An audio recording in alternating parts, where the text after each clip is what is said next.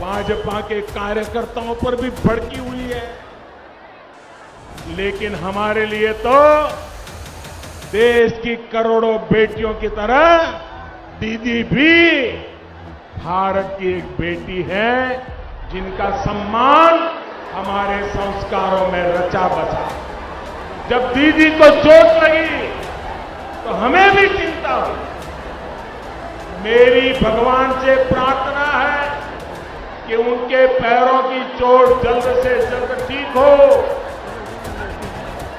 भगवान के प्रार्थना कोरी आपनी शीघ्र ही सुस्तो हो उठे। पश्चिम बंगाल की मुख्यमंत्री ममता बनर्जी नंदीग्राम में जख्मी हो गई थीं।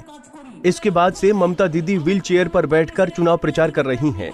टीएमसी का कहना है कि बीजेपी के नेताओं ने जानबूझकर ममता पर हमला करवाया है। जख्मी होने के बाद ममता दीदी चुनाव प्रचार के दौरान खुलकर विक्टिम कार्ड खेल रही हैं। ममता दीदी को विक्टिम कार्ड खेलता देख बीजेपी ने अपनी रणनीति बदली है। बंगाल में घूम घूम कर ममता दीदी खुद को घायल शेरनी बता रही हैं। ऐसे में अब बीजेपी ममता बनर्जी पर निजी हमला करके अब किसी तरह का फुटेज देने के मूड में नहीं है। प्रधानमंत्री नरेंद्र मोदी के पुरुलिया की रैली में इस बदली नीति का असर दिखा है। नंदीग्राम में ममता बनर्जी के घायल होने के बाद प्रधानमंत्री नरेंद्र मोदी का ये पहला बंगाल दौरा था। दीदी के चोटिल होने के बाद बीजेपी ने अपनी रणनीति में भी बदलाव किया है। प्रधानमंत्री नरेंद्र मोदी ने ममता दीदी के विक्टिम कार्ड की तोड़ निकालने का कारगर दांव चला है।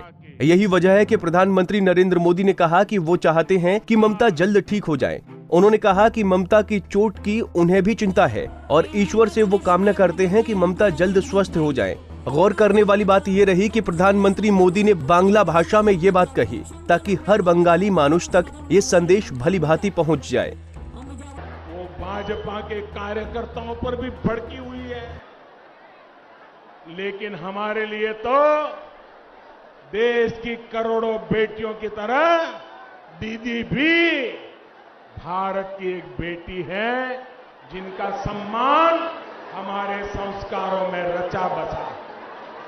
और इसलिए जब दीदी को चोट लगी तो हमें भी चिंता हुई। मेरी भगवान से प्रार्थना है कि उनके पैरों की चोट जल्द से जल्द ठीक हो। भगवान के प्रार्थना कोरी आपनी शीघ्र ही सुस्तो हो उठे। वहीं प्रधानमंत्री नरेंद्र मोदी ने कहा कि बीजेपी डायरेक्ट बेनिफिट ट्रांसफर पर भरोसा करती है, जबकि टीएमसी ट्रांसफर माय कमीशन के काम में जुटी है। प्रधानमंत्री नरेंद्र मोदी ने इस नारे से बंगाल की कट मानी गई समस्या को उछाला। केंद्र सरकार की नीति है डीबीटी यानी डायरेक्ट बेनिफिट ट्रांसफर। पश्चिम बंगाल में दीदी सरकार की दुनीति है टीएमसी यानी ट्रांसफर माय कमीशन।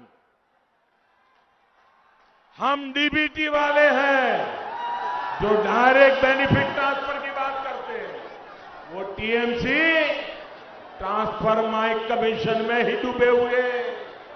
यहां आयुष्मान योजना क्यों नहीं लागू हुई?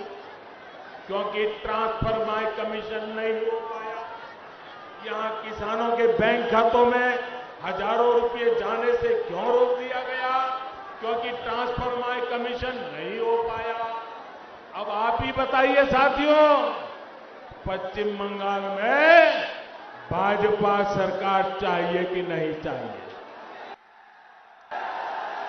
पश्चिम बंगाल का विकास चाहिए कि नहीं चाहिए? पश्चिम बंगाल के नौजवानों का भविष्य चाहिए कि नहीं चाहिए? पश्चिम बंगाल के आदिवासियों को हक मिलना चाहिए कि नहीं मिलना चाहिए? पश्चिम बंगाल की माताओं बहनों को सम्मान मिलना चाहिए कि नहीं मिलना चाहिए? बस आपका यही जोश हर सिंडिकेट, हर टोला बाज का होश उड़ा रहा है। बंगाल में तृणमूल कांग्रेस के कार्यकर्ताओं पर हिंसा करने का आरोप लगा है। इसलिए प्रधानमंत्री नरेंद्र मोदी ने कहा कि बीजेपी की सत्ता आने के बाद हर अत्याचारी पर सख्त कार्रवाई की जाएगी। उन्होंने कहा कि बंगाल के अपराधियों, माफियाओं और भ्रष्टाचारियों को जेल में डाल दिया जाएगा। ये अत्याचार, ये माफिया राज और नहीं चलेगा।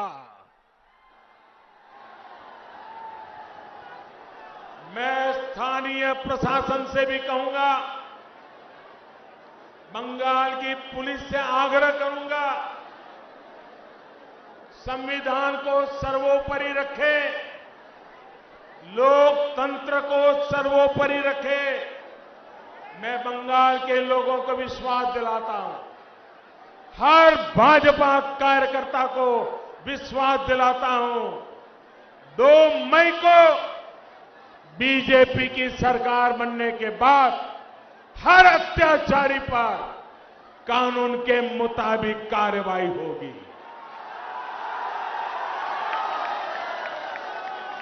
बीजेपी की सरकार में कानून का राज फिर से स्थापित किया जाएगा। क्रिमिनल, माफिया और भ्रष्टाचारी को कानून जेल के हवाले करके रहेगा। मेरे प्यारे भाइयों बहनों, हमारे लिए जनता जनार्दन ही ईश्वर का रूप है।